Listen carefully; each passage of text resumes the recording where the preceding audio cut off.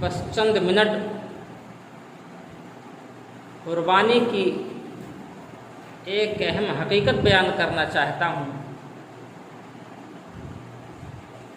اللہ ہمارے کہنے کو قبول فرمائے اور آپ کے سننے کو بھی قبول فرمائے، آمین۔ اللہ تبارک و تعالیٰ نے اپنے کلام ربانی کے اندر ارشاد فرما دیا ہے، لن ینال اللہ لحومها ولا دماؤها ولکن ینالہ التقوی۔ اللہ رب العالمین کے یہاں ہمارے قربانی کے جانور کا گوشت نہیں پہنچتا، ولا دماؤها، اور نہ ہی اس کا خون پوشت پہنچتا ہے، اس کا کوئی حصہ اللہ رب العالمین کے بارگاہ میں نہیں پہنچتا۔ اگر پہنچتا ہے تو ہماری نیت ہے، ہماری جو ہے اخلاص، ہمارے تقوی کو اللہ رب العالمین اپنے انداز سے جو ہے دیکھتا ہے، دوردرشی جو ہے نگاہ ہے اللہ رب العالمین کی۔ اللہ رب العالمین کے ہاں ہمارا صرف اور صرف تقوی پہنچتا ہے، ہماری نیت اللہ رب العالمین دیکھتا ہے، ہمارے کردار کو اللہ رب العالمین پرکھتا ہے کہ کیا ہم نے اپنے پیسے کو جو خرچ کیا ہے قربانی کے جانور کے اوپر، کیا یہ حلال تھا کہ حرام؟ ہم نے محنت سے کمایا ہے کہ بغیر محنت کیے حاصل کر لیا؟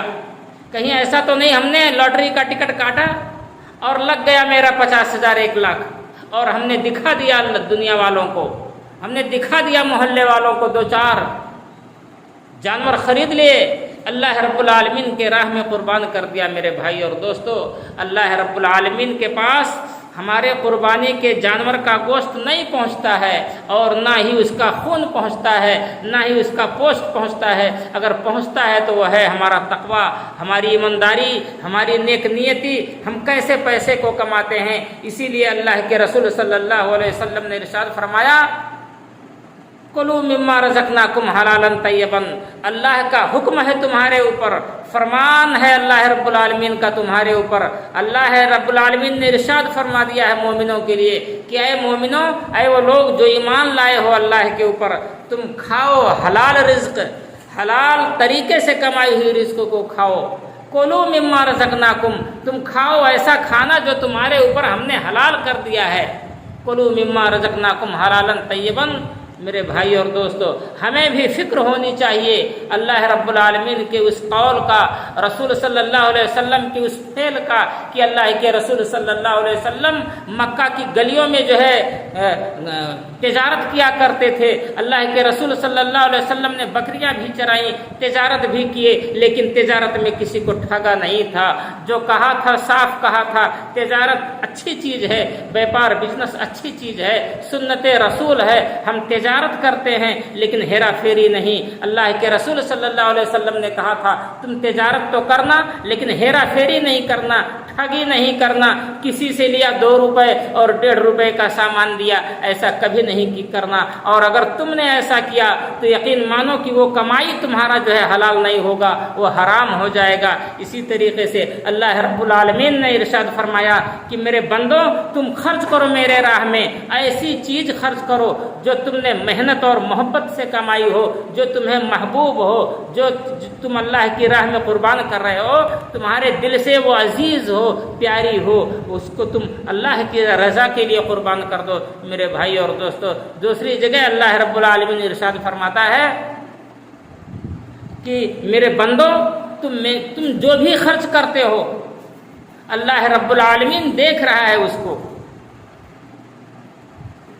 تم اس وقت تک کامیاب ہی نہیں ہو سکتے جب تک کہ تم اللہ رب العالمین کے راستے میں اپنی کمائی ہوئی دولت کو خرچ نہ کرو۔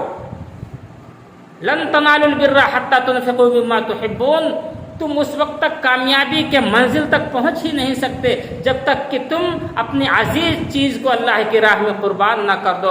اور پھر قربانی اسی کو کہا جاتا ہے کہ تم نے محنت سے پیسے کمائے، محنت سے مزدوری کر کے تم نے پیسے کمائے، اور اس پیسے سے تم نے ایک بکرا خریدا، ایک قربانی کا جانور خریدا، پھر اس کو یہ بھی دیکھا کہ اس کا کان کٹا نہیں ہونا چاہیے، اس کے ناک کٹے نہیں ہونے چاہیے، اس کا جو ہے اس کے سر پر جو ہے چوٹ نہ لگا ہوا ہو، اس کے 2 سینگ میں جو ہے ایک سینگ کہیں غائب نہ ہو، ایک سینگ ٹوٹا ہوا نہیں ہونا چاہیے، اس کا پیر جو ہے صحیح سلامت ہونا چاہیے، کٹے پھٹے کا کوئی داغ نہیں ہونا چاہیے، کسی انسان نے گرم چیز سے، گرم لوہے سے جو ہے اس کو داغا تو نہیں ہے۔